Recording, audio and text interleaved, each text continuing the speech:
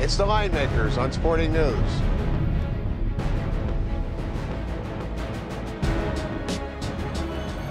Welcome to the Linemakers on Sporting News. I'm Micah Roberts with Rick Aaron. Rick, we're looking at the Celtics here with an 0-3 deficit. We thought we'd see some more emotion out of them in Game 3.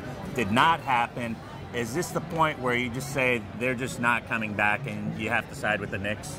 Well, Micah, you would like to say that because it's the Celtics, this would be the one team you would play down 3-0. I mean, but the Knicks are 6-1 against the straight up and 6-1 against the spread against the Celtics on the year. They're 3-0 against the spread in this series, and the Celtics have scored 225 points in 3 games, an average of 75 a game.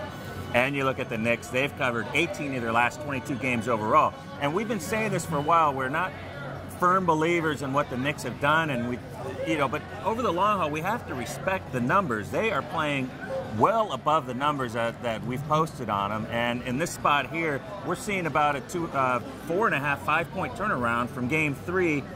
As everybody, the bookmakers, us, everybody expects them to close it out here fairly easily. Yeah, Knicks a 2-point favorite, and you have to look at it. They've already won 3 times this year in Boston. Yeah.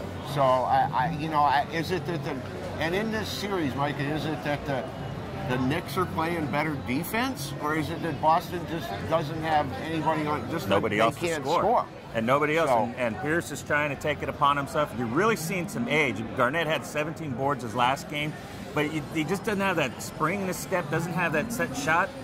He's not making that as much anymore, and there's nobody else really stepping up. Jason Terry, scored, I think, 14 in the last game, but I think they expected a lot more out of him this year, and, of course, the guard play just hasn't been good at all. A key thing for me is Garnett and Pierce didn't speak in the press conference after the game. They hid in the locker room, and they didn't come out. And you would think with the Celtics and Celtic pride that they would have come out and said, we're going to defend our home floor, and we're going to get this game back to New York. Nothing. And they didn't come out. I think they know it's done, and I have to side with the Knicks. And total here, we've seen all 3 games go under the total. Knicks have gone under 6 of their last 7. Should we expect to see any other type of tempo, or is this what we're seeing out of the Celtics? They just can't score. I'm not going to play it, but you're right. The Celtics averaging 75 a game for an NBA playoff team through 3 games. Yeah, I can't. I certainly couldn't play over. I'm looking towards it. And the 182 might scare you off of playing the under, but just take a look at what the Celtics have done lately. Not playing well, and the Knicks seem to be okay with playing about that level, but staying above about a 5 to 10 point spread there. We like the Knicks to close it out, finish off the Celtics, and let Danny Ainge and the team work it out and go back to the drawing board. May 7th is the opening of the conference semifinals, so all these teams that can sweep on Sunday are going to have 8 days off if they sweep before they start the next series. All right. Thanks for watching. We'll see you next time.